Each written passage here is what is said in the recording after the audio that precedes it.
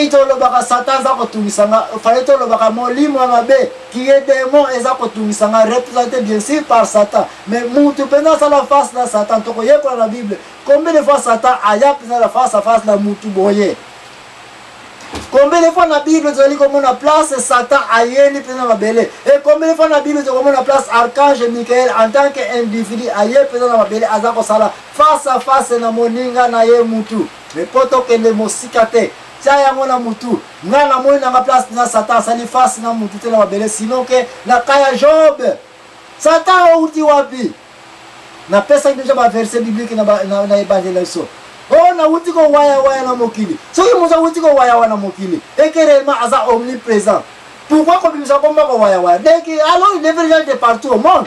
Mais dans la réponse à Satan par Nzambe, alors bien que Nazaraki partout au monde, en tant qu'individu, Nazaraki awa akenaki awa akeyawa, wana ngana ebi diffusateur me ko waya. Yo moko en tant qu'individu okena masina olonga masina okena Luanda, bazoko mona yo comment tu te déplaces en tant qu'individu. Satan se déplace en tant qu'individu na question soki par Nzambe outi wapi.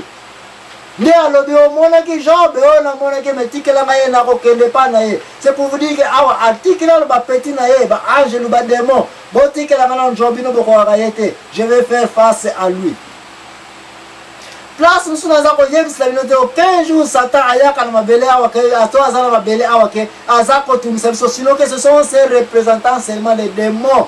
Ils ont la puissance et la ruse à travers les mauvais esprits pour nous tromper. Résister au diable bien sûr à ces trucs na ba tactique na ba démon na ye.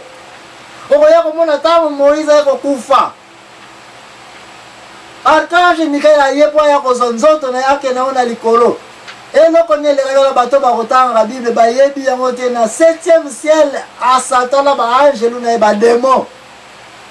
Ye mokata ke individu première fois ye komona pela ke ye yo aye abare mabele na batu na ye ba angelu na ye poete nzoto Moïse ko passer te na archange Michael nine yake wana bande ko batanga Bible to siliko ye ba yango te réponse ezali pasi parce que archange Michael atoka kita akoka kite il fallait sema force supérieure Nzambe ya ala ke la Satan pour passage et mona na nzoto Moïse eleka.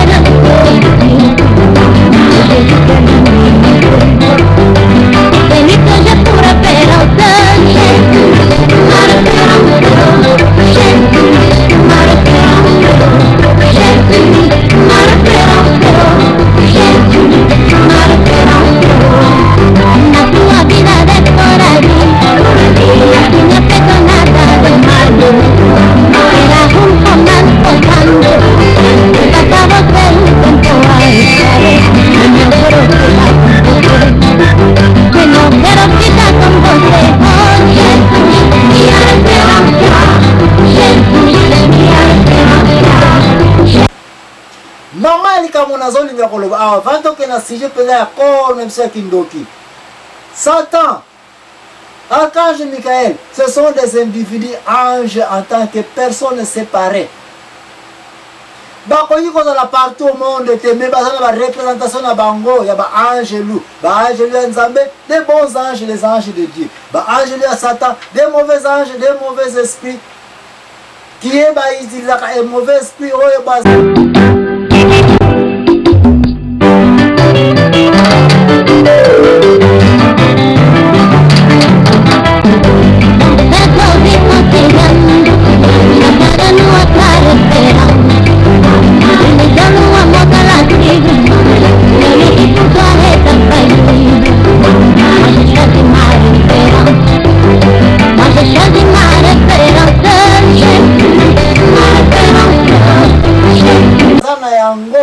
bango, banal, des démons, des anges, des diables. wapi ndoki jusque dans la place oyo. Parce que quand on parle de ndoki, c'est une définition na yo, na village na yo, na connaissance na yo. Mutu oyo azali ko vivre entre ngai na yo na mabele oyo akomi capable ya kobongola mpuku. Place na otomoni archange Michael asali eloko. Ce qui archange Michael est incapable de créer un mpuku, de créer eloko. Yes, Satan azali nani pour que de créer un mpuku. Et ce qui Satan est incapable de créer ibu. Yo ozali nani mutu na mbele po sati jalmete tsafu okomisa ngo kake kafu okomisa ngo mpuku tsafu okomisa ngo kimpungununu yo wana okomiko navige na butu force ngo zwili yango wapi.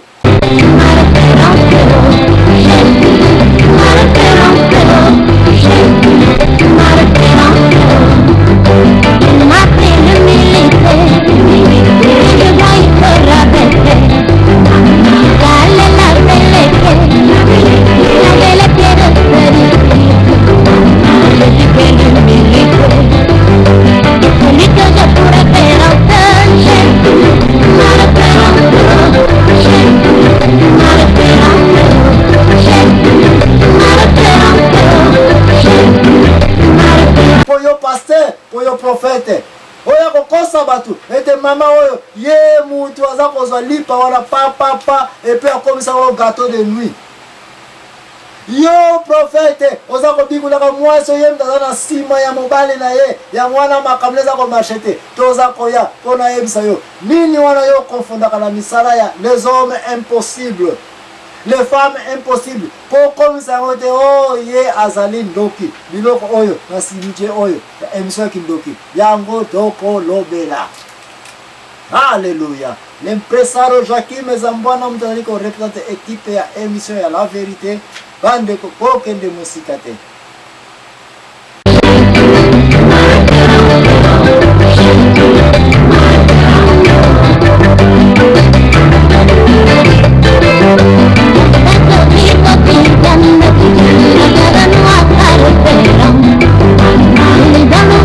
Banda tosiliko zonga kati na émission ya la vérité place on continue ko démontrer makambo etali kaka ba ndoki. Bandoki oyo bati ba village na biso bazali ko lobete bakoza capable ya kobonga na mpuku ndeke. Mais écoute batu tozali ko bosa na ete se même ba nyama oyo tozali ko comparaka pona ko loba ete bango bandoki basalaka. Ça ce sont les meilleures bêtes qui puissent exister. Okono ko loba nyao bato ba bi nyao azali nyama bataza très docile. Okono ko loba ibu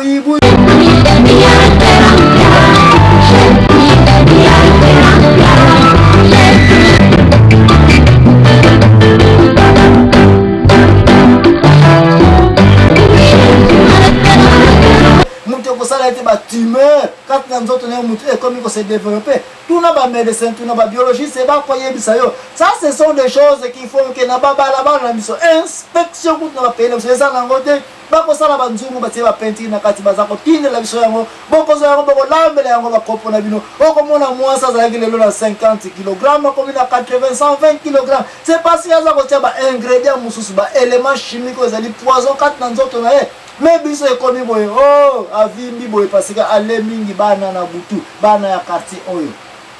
Des faux intellectuels, des pseudo-intellectuels totondi à trop. Ba passer rebelle, ba komi koya na laka Dieu m'a dit, Dieu m'a parlé. Na pon o eza ko koya ka pamba pamba eza ko sale ma pamba. Ya mwana to ko sala jeûne et prière. Mususu kutunga na mona na YouTube Sony ezali pété un passé bien répété na compter na village na bino kona kibokolo. Il se permet de dire que na boulevard wana ye mutu na décembre ayeko telema wana atama saika loboko nebwe. Il a arrêté tous ces bandoki la ye mutu a contrôler bango. Oh frère, tika même ce que tu es un menteur. Parce que na même boulevard aux Akolobela, il y a 2 ans passés, moi j'étais là. Na mon a dit comment ba camion Zakoleka, bang, facile à tout à bateau.